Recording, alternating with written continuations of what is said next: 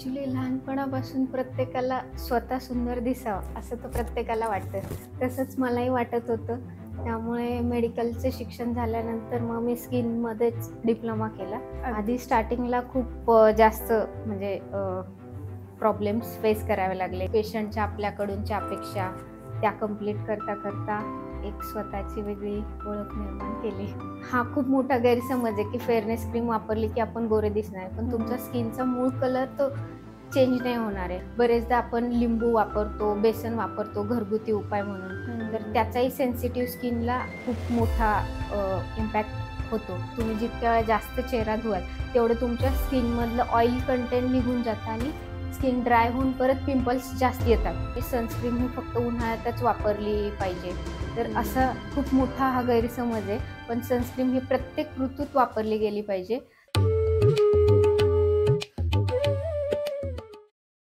नमस्कार, मी डॉक्टर बोलतो. या शोमध्ये मी दिव्या तुमच्या सगळ्यांचं मनापासून स्वागत करते. आजच्या शोमध्ये आपल्या गेस्ट आहेत डॉक्टर ज्योती जोगदंड. त्या एक कॉस्मॅटॉलॉजिस्ट आहेत. त्यासोबतच महाराष्ट्र आयुष भारत डॉक्टर असोसिएशनच्या त्या होमिओपॅथी डिपार्टमेंट अध्यक्ष आहेत. त्यासोबतच राज्य व्यसनमुक्ती परिषदेमध्ये त्या पुणे जिल्ह्याच्या हेल्थ ऑफिसर म्हणूनही काम करतात. सो खूप खूप स्वागत मॅडम तुमचं. थँक्यू. शोमध्ये पुढे जाताना मला पहिलाच क्वेश्चन तुम्हाला असा विचारायचा आहे की कॉस्मॅटॉलॉजीचा हा प्रवास तुमचा कसा सुरू झाला आणि तो कसा होता? ॲक्च्युली लहानपणापासून प्रत्येकाला स्वतः सुंदर दिसावं असं तर प्रत्येकाला वाटतं. तसंच मलाही वाटत होतं. त्यामुळे मेडिकलचं शिक्षण झाल्यानंतर मग मी स्किनमध्येच डिप्लोमा केला. देन मग प्रॅक्टिसही त्यातच सुरू केली. जसजसं प्रॅक्टिस वाढत गेली म्हणजे पेशंटचा अनुभव प्लस त्यांच्या आपल्याकडूनच्या अपेक्षा, ह्याच्यामुळे एक गोष्ट तर लक्षात आली की पेशंटला फक्त सुंदर दिसण्यापेक्षा त्यांच्या चेहऱ्यावर जो कॉन्फिडन्स आहे, तो जर ते सुंदर दिसत असतील तरच तो दिसू शकतो. आणि सौंदर्याचा आणि कॉन्फिडन्सचा खूप जवळचा संबंध आहे. हे जेव्हा प्रॅक्टिस करायला लागले तेव्हा कळलं. त्यामुळे मग आणखी त्याच्यात आवड निर्माण झाली आणि हेच करायचं असं ठरलं. आधी स्टार्टिंगला खूप जास्त म्हणजे प्रॉब्लेम्स फेस करावे लागले की एक्सपिरियन्स नव्हता. फ्रेशर्स असल्यामुळे प्लस पेशंटच्या आपल्याकडूनच्या अपेक्षा त्या कंप्लीट करता एक स्वतःची वेगळी ओळख निर्माण केली. अरे वाह! अगदीच. सोबतच म्हणजे स्किन म्हटलं किंवा त्वचा म्हटली, केस म्हटलं, की बऱ्याच प्रकारचे गैरसमज सुद्धा लोकांमध्ये असतात असं हो. आपण बघू शकतो. तर तुम्हाला तुमच्या प्रॅक्टिसमध्ये किंवा कामामध्ये असं काय आढळून येतं, की काय प्रकारचे लोकांचे गैरसमज आहेत, कोणकोणते आहेत? बरेचदा म्हणजे स्पेशली मुलांनाही वाटतं, पण मुलींना की फेअरनेस क्रीम वापरली म्हणजे आपण खूप सुंदर दिसतो किंवा असं काही नाहीये. हा खूप मोठा गैरसमज आहे की फेअरनेस क्रीम वापरली की आपण गोरे दिसणार, पण तुमचा स्किनचा मूळ कलर तो चेंज नाही होणार आहे. फेअरनेस क्रीमने तात्पुरता टेम्पररी रिझल्ट मिळतो. त्याचबरोबर नैसर्गिक म्हणजे आपण जे नैसर्गिकच्या नावाखाली नॅचरल इन्ग्रेडियंट्स वापरून सुंदर दिसतो असं आहे. बरेचदा आपण लिंबू वापरतो, बेसन वापरतो घरगुती उपाय म्हणून, तर त्याचाही सेन्सिटिव्ह स्किनला खूप मोठा इम्पॅक्ट होतो. त्याचबरोबर बरेच लोकांचा गैरसमज असतो की जास्त वेळा चेहरा धुतला की आपण गोरे दिसू किंवा पिगमेंटेशन जाईल, पिंपल्स जाईल, तर असं काही नाहीये. तुम्ही जितक्या वेळा जास्त चेहरा धुवाल तेवढं तुमच्या स्किनमधलं ऑइल कंटेंट निघून जातं आणि स्किन ड्राय होऊन परत पिंपल्स जास्त येतात. त्याचबरोबर बऱ्याच लोकांचा असा गैरसमज असतो की सनस्क्रीन ही फक्त उन्हाळ्यातच वापरली पाहिजे, तर असा खूप मोठा हा गैरसमज आहे. पण सनस्क्रीन ही प्रत्येक ऋतूत वापरली गेली पाहिजे. त्याचबरोबर घरात असो किंवा बाहेर असो, दोन्ही ठिकाणी सनस्क्रीन वापरली गेली पाहिजे. प्लस मी तर असं म्हणेल की ज्यांना जास्त घाम येतो त्यांनी दर 2-3 तासांनी सनस्क्रीन यूज केलीच पाहिजे. आणि बरेचदा लोकांचा गैरसमज असतो की ऑइली स्किन आहे म्हणजे मॉइश्चरायझर लावायचं नाही. बट असं नाहीये. मॉइश्चरायझर प्रत्येकाने वापरलं पाहिजे, कारण स्किनला वरतूनच नाही तर आतून पण ओलावा जास्त इम्पॉर्टंट आहे. जर ऑइली स्किन असेल तर तुम्ही जेल बेस्ड मॉइश्चरायझर वापरू शकता. जर तुमची ड्राय स्किन असेल तर क्रीम बेस्ड मॉइश्चरायझरचा वापर करू शकता. आणि बरेचदा लोकांचा असा गैरसमज असतो की स्किन केअर म्हणजे फक्त चेहऱ्याचीच काळजी घ्यायची, म्हणजे फक्त चेहराच व्यवस्थित दिसला पाहिजे, तर असं काही नाहीये. होल बॉडीवरची जी स्किन आहे त्याची केअर घेतली पाहिजे. मग ते केसांच्या स्काल्पपासून ते अगदी पायाच्या नखांपर्यंत सगळ्या स्किनची काळजी घेतली पाहिजे. अगदीच इंटरेस्टिंग गोष्टी कळाल्या मला याच्यातून. इन जनरल जेव्हा लोकं तुमच्याकडे येतात, तेव्हा कुठले बेसिक प्रॉब्लेम्स घेऊन येतात किंवा जास्तीत जास्त काय पद्धतीचे प्रॉब्लेम्स असतात लोकांचे? आत्ता बरेचदा धावपळ किंवा हवामानात होणारे बदल प्लस आपलं लाईफस्टाईल म्हणजे फास्ट फूडमुळे हं. आणखी जास्त यंगस्टर्समध्ये तर जास्त पिंपल्स यायचं कारण तेच आहे. म्हणजे हं, एक हं. एकतर टीनेजर्समध्ये पिंपल्स, ॲक्ने हे जास्त प्रमाणात येतात. प्लस हार्मोनल इम्बॅलन्समुळे पण पिंपल्स जास्त येतात. प्लस आता ट्रॅव्हलिंग खूप असतं म्हणजे डेली ऑफिस वर्क म्हणा किंवा शाळा कॉलेजमध्ये जायचं असतं. त्यामुळं सूर्यकिरणांमुळे बरेचदा स्किन टॅनिंग किंवा सनबर्न हे सगळे प्रॉब्लेम्स जास्त येतात. प्लस पोस्ट प्रेग्नन्सीनंतर हेअरफॉल हे पण खूप जास्त म्हणजे आता त्याच्या पेशंट्स येतात. हं. तुम्ही स्किन टॅनिंग किंवा सनबर्नबद्दल बोललात, तर आमच्याकडे कसं असतं, की रोज सकाळी बाहेर पडताना सनस्क्रीन लावूनच पडायचं. हं. तर हे खरं किती गरजेचं आहे? म्हणजे खरंच गरज असते का सनस्क्रीनची? अ, हो. प्रत्येकाने म्हणजे बॉयज असो किंवा गर्ल्स असो दोघांनी एक रूटीन स्किन केअर फॉलो केलं पाहिजे. म्हणजे मॉर्निंगला सगळ्यात पहिलं तर मी असं सांगेल, की फेस वॉश म्हणजे क्लिन्झिंग व्यवस्थित झालं पाहिजे. फेस वॉश जेणेकरून तुमच्या चेहऱ्यावर जे काही घाम असतो, धूळ असते किंवा ऑइल जे सीबममुळे साठलेलं असतं, ते निघून गेलं पाहिजे. देन तुम्ही टोनर यूज करू शकता. टोनरमध्ये तुम्ही गुलाब जल वगैरे हे नॅचरल हं, इन्ग्रेडियंट्स हं. ते पण वापरू शकतात. टोनर हे आपल्या स्किनचा पीएच मेंटेन ठेवायला मदत करतं. देन सनस्क्रीन तर कंपल्सरी आहे. ती तर यूज केलीच पाहिजे. म्हणजे SPF 30 टू 50 पर्यंतची सनस्क्रीन तुम्ही यूज करू शकता आणि बाहेर पडण्याआधी एक 15 ते 20 मिनिटं आधी सनस्क्रीन लावलीच पाहिजे. देन मग तुम्ही तुमचा रुटीन मेकअप तुम्हाला जर काही करायचा असेल, तर तो हं. तुम्ही करू शकता. देन नाईटला सगळ्यात महत्त्वाचं म्हणजे मेकअप रिमूव्ह केला पाहिजे. मग देन फेस वॉश करून नाईट सिरम म्हणजे रेटिनॉल, नियासिनामाईड हे सिरम्स पण यूज करू शकतात. जर तुम्हाला ॲक्ने, पिंपल्स असं काही असेल, तर डॉक्टरांनी हं. दिलेल्या क्रीम्स, जेल जे काही असेल, सिरम्स ते पण डॉक्टरांच्या सल्ल्याने यूज करू शकता. ओके, अगदीच. त्वचेची काळजी तर कळाली, पण आता सध्या बायकांमध्ये किंवा इन जनरलच सगळ्यांमध्ये खूप मोठा प्रॉब्लेम असतो, की केस गळायला लागलेत. हं, हं. तर नेमकं काय कारण असतं केस गळण्याचं बऱ्याच वेळा? सगळ्यात महत्त्वाचं केस गळण्याचं कारण म्हणजे स्ट्रेस. आत्ता हं. सध्या एवढं कॉम्पिटिटिव्ह जग झालंय त्यामुळे स्ट्रेस तर लहान बाळापासून ते मोठ्या व्यक्तींपर्यंत प्रत्येकाला स्ट्रेस आहे. स्ट्रेस हे एक महत्त्वाचं रिझन आहे, की त्याच्यामुळे पण केस गळतात. प्लस अपुरी झोप म्हणजे हं. बऱ्याच लोकांची झोप पूर्ण होत नाही. 7-8 तास, 8 तास तरी कंपल्सरी झोप घेतली पाहिजे. बट बरेचदा आपण रात्री रील्स बघत बसतो. त्यामुळे झोप होत नाही. प्लस हेक्टिक शेड्यूल दिवसभराचं त्यामुळे झोप पूर्ण होत नाही. हार्मोनल इम्बॅलन्समुळे पण बरेचदा केस गळतात. म्हणजे PCOD, PCOS हे जर असतील किंवा पोस्ट प्रेग्नन्सी हार्मोनल चेंजेसमुळे पण बरेचदा हेअर फॉल होतो. प्लस अनेक प्रकारची औषधं म्हणजे लाइक बीपीचे, शुगरच्या गोळ्या किंवा थायरॉईडच्या गोळ्या प्लस किमोचे ड्रग्स घेतल्यानंतरही हेअर फॉल खूप जास्त बघायला मिळतो. प्लस आपल्या ज्या सवयी असतात म्हणजे हं. वेळच्या वेळी केस वॉश न करणं म्हणजे आठवड्यातनं एकदा किंवा दोनदाच हेअर वॉश करणं किंवा हं. केस ओले असताना विंचरणं, खूप जास्त टाईट वेणी घालणं वगैरे हं, हं, हं. ह्याच्यामुळे पण बरेचदा केस गळती होते. प्लस आपण जे केमिकल्स यूज करतो म्हणजे स्ट्रेटनिंगमध्ये म्हणा किंवा कलरिंग करण्यासाठी किंवा केमिकलयुक्त शॅम्पूज जास्त प्रमाणात वापरले, तर त्याच्यामुळे केस गळती होते. ओके.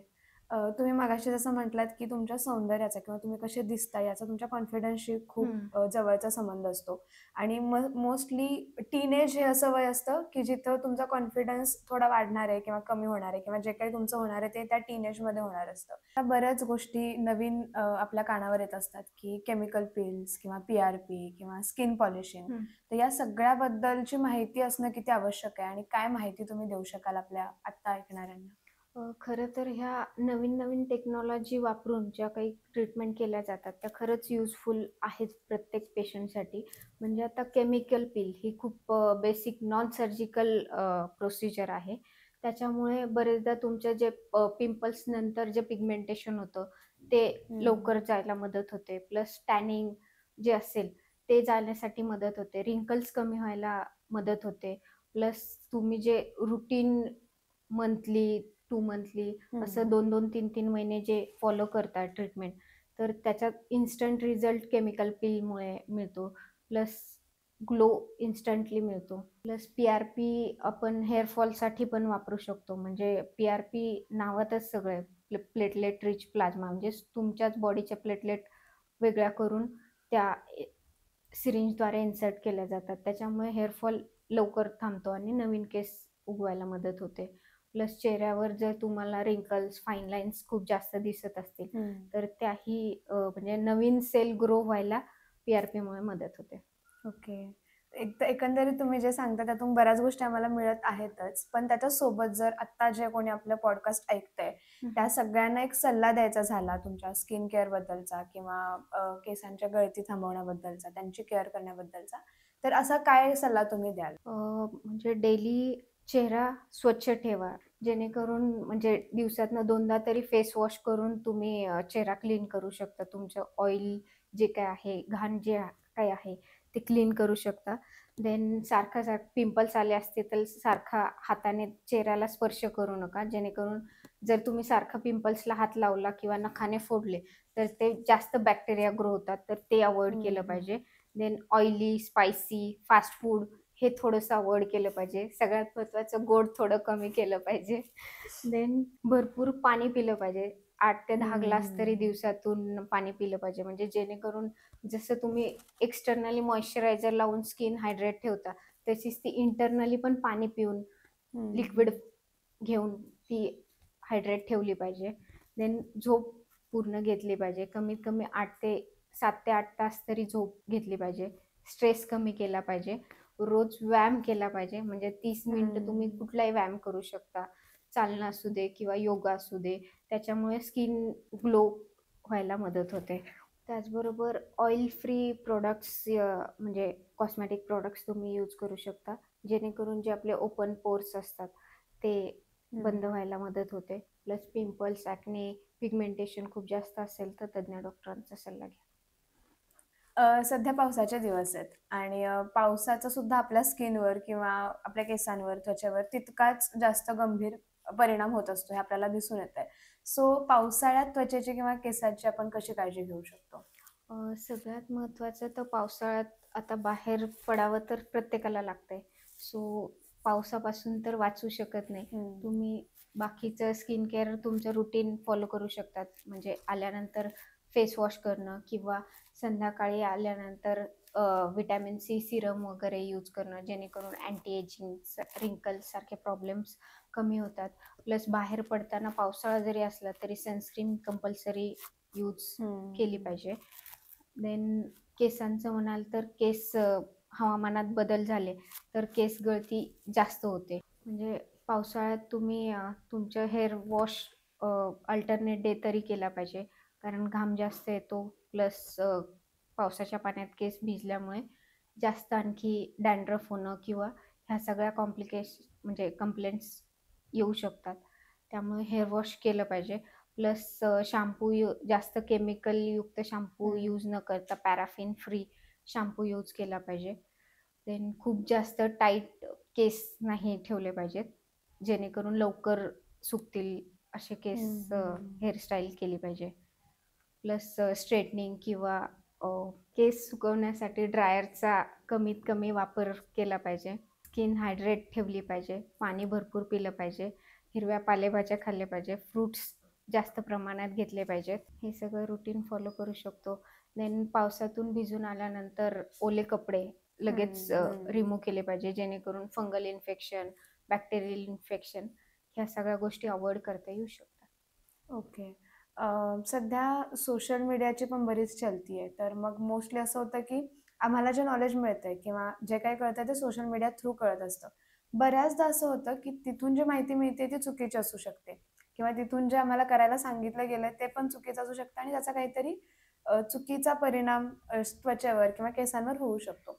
तर अशा कुठल्या गोष्टी आहेत, ज्या तुम्हाला वाटतायत की केल्याच नाहीत पाहिजेत? म्हणजे सोशल मीडिया किती जरी सांगत असलं, तरी त्या गोष्टी नाहीत केल्या पाहिजेत? बरेचदा असं होतं की सोशल मीडियावर बघून म्हणजे रील्स बघून किंवा Google सर्च करून बरेचदा लोकं ही क्रीम वापर, ती क्रीम वापर.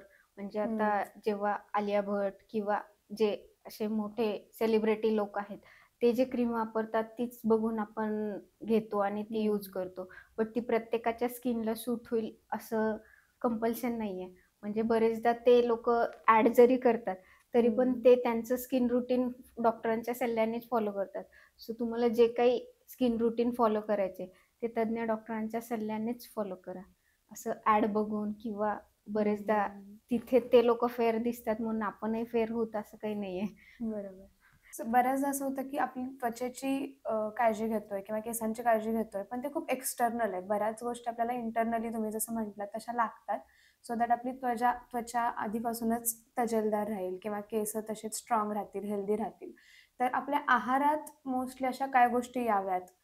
कशा पद्धतीचा आपला डायट असला पाहिजे, सो दॅट आपले त्वचा तशीच हेल्दी राहील किंवा केस तसेच स्ट्राँग राहतील? तर तुम्ही काय टिप्स द्याल? काय आपल्या आहारातून आपल्या शरीरात जाणं गरजेचं असतं? स्किनसाठी तर सगळ्यात महत्त्वाचं आयर्न खूप जास्त महत्त्वाचं आहे. प्लस व्हिटॅमिन सी हं. जेणेकरून स्किनवर ग्लो येतो, अँटी एजिंगसारखे प्रॉब्लेम्स कमी होतात. व्हिटॅमिन सीमध्ये तुम्ही पेरू खाऊ शकता, प्लस संत्री, लिंबू पाणी हं. हे सगळं आहारात घेतलं पाहिजे. प्लस हिरव्या पालेभाज्या ज्याच्यात आयर्न, फॉलिक ॲसिड किंवा झिंक, बायोटिन हे कंटेंट जास्त असलेले पदार्थ आहारात घेऊ शकता. प्लस केसांसाठी आयर्न, झिंक आणि व्हिटॅमिन बी12 किंवा ओमेगा 3 कंटेंट असलेले फूड जास्त घेऊ हं. शकता. फिश ऑइल वेगवेगळ्या फॉर्ममध्ये फिश खाऊ शकता. प्रोटीनसाठी नॉन-व्हेज खूप जास्त चांगला सोर्स आहे. प्लस सगळ्या कडधान्य खाऊ शकता, स्प्राउट्स वगैरे. Thank you ma'am. तुम्ही जी काही माहिती सांगितली त्यातून बऱ्याच गोष्टी अशा होत्या, की ज्या मला सुद्धा कळाल्यात आणि आय एम शुअर की प्रेक्षकांसाठी पण त्या खूप नवीन असतील. Thank so much. मी अशी अपेक्षा करते, की तुम्ही जे काही सांगितलंय किंवा ज्या काही टिप्स दिल्यात त्या सगळ्याचा फायदा आपल्या प्रेक्षकांना सुद्धा होईल. मी डॉक्टर बोलतोय या पॉडकास्टमध्ये तुम्ही आलात. तुमची एवढा वेळ दिलात आणि माहिती दिलीत खूप इंटरेस्टिंग. त्याबद्दल खूप खूप धन्यवाद. थँक यू सो मच दिव्या मला ह्या शोमध्ये बोलवल्याबद्दल. माझ्या इन्फॉर्मेशनमुळे नक्कीच तुला प्रेक्षकांना बराच फायदा होईल अशी आशा बाळगते. Thank you so much.